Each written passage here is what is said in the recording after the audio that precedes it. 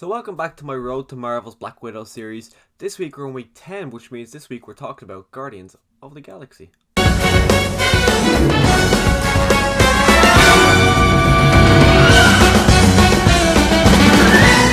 Now, whenever anyone ever talks about Guardians of the Galaxy now, they always say how they always doubted Kevin Feige at first. They always said, what the hell is he doing? He has lost his mind. Why are they doing a movie about a talking tree?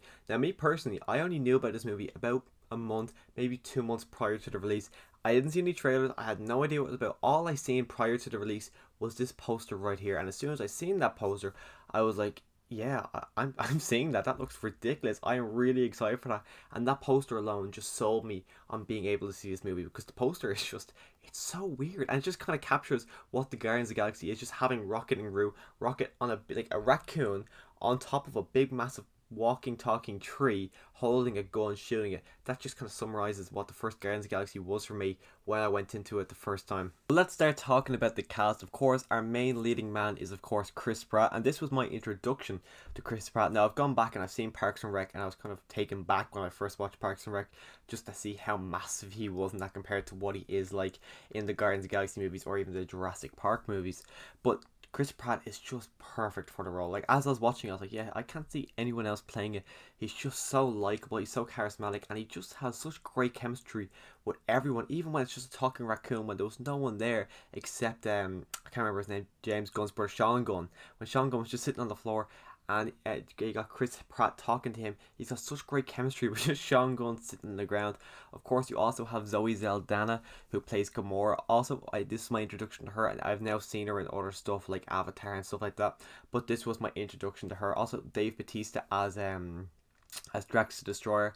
Drax the Destroyer is just fantastic. I remember the first time I seen him, and I was expecting him to be like, okay, he's probably just going to be some kind of grumpy guy, kind of like a bit like Thor, but just not as lighthearted. I assumed he'd be very serious, never joking. But then he's just got such great comedic moments, like just the finger across the throat, like, oh, nothing can go over my head, my reflexes are too fast. All these just great iconic lines from Drax that he doesn't say them trying to be funny. He just says it so organically, and it's just so natural to him, which is the problem I feel they kind of did with him in like the Avengers movies and Guardians too.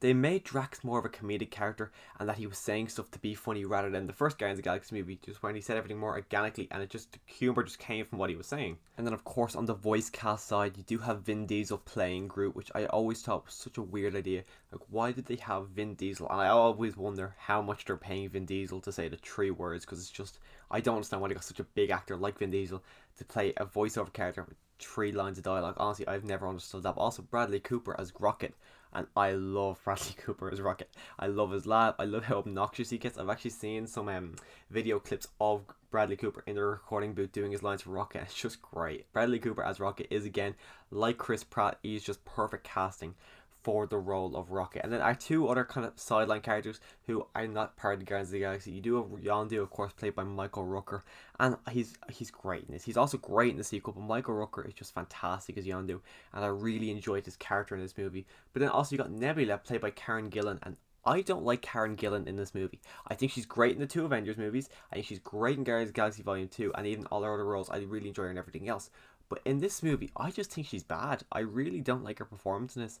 I feel like she's overacting ridiculously. She's just trying to be ridiculously serious, and it's just really, her character and her performance do not work for me in this movie whatsoever.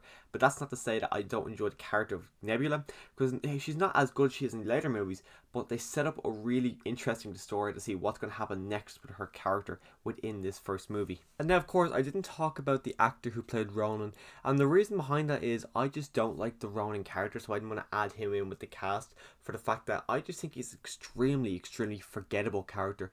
Of course, I thought when they brought him back for Captain Marvel, they were going to make him a bit more interesting, but they didn't do anything with him there, and they barely do anything with him here. Now, it kind of makes sense why they didn't really kind of establish the villain much, because we do have a brand new cast. Like, of course, in the Avengers, you can give Loki more, because we've already seen all of these villains, and same with Age of Ultron. You can give Ultron more. In Infinity War, you can give Thanos more, because we know all these heroes. But in Guardians of the Galaxy, we don't know any of these people, so we have to get established with the heroes, and then the villain kind of became more of a sidelined villain. So I understand why they didn't really establish him much more than they actually did. But the character alone, I just think he's really boring. He's really one note. I think if I didn't really, I knew his no, I know his name is Ronan, but besides that, I couldn't really tell you anything else. I know he's got his big stick, or he's got a blue face with a black face paint on him. I know he portrays Thanos, but really he doesn't really do anything. And all the interesting stuff he actually does, it's not him being menacing. It's more the Guardians of the Galaxy doing stuff towards him. Like, of course, you do have to dance off to save the universe, which is just such a funny scene, which just stands out to me because it's the Guardians of the Galaxy. Really, you got Chris Pratt just distracting him for Drax to get the gun. That's why that moment stands out for me. Not because of Ronan. He's just there. He's just part of it. Like Ronan, none of his moments within this movie stand out to me at all. And the only reason I think he's a slightly better villain than Malekith was in Thor: The Dark Tour, the only reason I would say that is because he does have some memorable scenes with the Guardians of the Galaxy. So prior to this movie, the only space stuff we have seen was in Thor 1 and Thor 2. So we get lots more of the space element of the Marvel Cinematic Universe. Of course, we get to see our proper real look of Thanos. Of course, we did get a small little bit at the end of the first Avengers. But this movie, we get to hear him talk. We get to see how he acts, his mannerisms, all that. We get to see loads more of Thanos, which I just think is really cool. To actually get to see more of the guy who is going to destroy half of the universe. Also, we do get to see more of the Collector. We get that small little Easter egg at the end of Thor: The Dark World. But what we get here, he's so much more interesting. He's so much more over the top than you could ever actually expect him to be. And I think, I can't remember the actor's name now, but I think he just does a really good job at portraying that massively over the top charismatic character. And this movie is nowhere near shy of action scenes and fight scenes. Of course, you do start off, and we get the first one with Star-Lord and the guy who says I don't know what the character's name, got the robot thing beside of his head. That one there, nothing really amazing. Then you get the next one on Vormir, which again, nothing amazing. But then the best action sequence for me anyways in this movie is the one in the prison, when they're escaping the prison. All that, I think that's such a balls to the wall, great fun action sequence, which is by far the best in the movie. Then also you do get the one on Nowhere, which isn't that good. It's a lot of faceless people, so you don't really get as invested in it. And then you get the final one on Xandar, which is just a big massive space battle, which is a lot of fun. You do get, everyone gets their own like special in particular moment. You get Groot's sacrifice, which just works really well, and I was surprised how well that worked. He's a talking tree, and his sacrifice just hits you so well. And I think the reason is that now we've seen Groot in both Guardians of the Galaxies, and we've seen him in Avengers 3 and 4, and this is the best Groot. Groot as an adult, he was just such a great version of the character of Groot. So I kind of sad that we never got to see more of him, because I just think he's so great in this movie. I would have loved to see more of him. But not only does he have that sacrificing moment, but Yondu's biggest standout moment, when all these people come, there's like 20-30 people coming down to get him, and he uses his arrow and he just kills every single one of them. All that, just fantastic scene. And one of the absolute best things about this movie is of course the soundtrack. Now bear in mind, I personally listened to Volume 2's soundtrack a lot more than I listened to Volume 1's soundtrack. But when this movie came out and that soundtrack dropped, I was listening to it all the time. I wanted to put music on, I went straight to this soundtrack because it's just so iconic. It's one of the best soundtracks of probably the 21st century, and it's a fantastic one. All the songs, they blend so well with not only like all the other songs, but also they blend so well in whatever scene it's in. Of course, they tried to copy it for Suicide Squad, which really did not work because they were just picking random songs. But James Gunn selected and picked perfect songs for every scene in particular, and it all just works. If it's not like this opening scene when you got Chris Pratt jumping around, running and dancing to come get your love, or you got the song when in Nowhere, which it's I'm Not in Love, when Chris Pratt and Gamora are dancing together, or even at the very end when it's Ain't No Mountain High Enough, or it's Ain't No Mountain High Enough, or I Want You Back, it's I Want You Back, for Baby Groot dancing. All these great scenes that just fit so well with every one of these songs and scenes.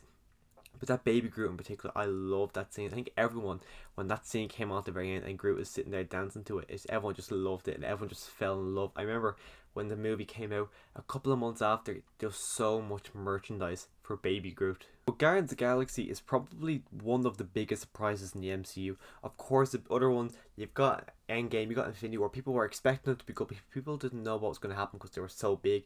You have the first Avengers, people didn't know because with so many movies coming together. And Iron Man and Guardians of the Galaxy, they are probably the biggest surprises of the entire MCU. Guardians of the Galaxy, just because no one knew about the Guardians of the Galaxy, no one even knew what they were, no one knew what they were like, what they were about, and everyone was just blown away. I don't know anyone who does not love this movie. I don't know anyone who doesn't love these characters, because they're just so likable characters. The movie is so much fun. It's so funny. Like, there's so many scenes. Like, even during fight scenes, they even find ways to put a little joke in there. Like, the scene in particular that stood out to me when I was watching it was when Groot puts all these people come in, Groot puts his hand, extends it into like 10, 15 people, smashes them against the wall, and then they're all dead. He pulls his hand back, just turns around and gives a little bit of a grin. Just jokes like that just work really, really well. And the fact that that is just a talking tree and stuff like that works so well shows how well this Guardians of the Galaxy movie does work just phenomenally well. But that's just my thoughts on Guardians of the Galaxy. At the moment, this is ranked at number 3 in my MCU movies, just after The Winter Soldier, Iron Man 3, Guardians of the Galaxy. That's where my top 3 ranking of just where I am at in the MCU at the moment. But let me know what your thoughts on Guardians of the Galaxy are in the comment section down below. Click that subscribe button to come back next week when I do my review for Age of Ultron, which it's been a while since I've seen Age of Ultron. I'm actually looking forward to rewatching that movie once again. But if you do want to see it, click that subscribe button to come back next week. And as always, thanks for watching.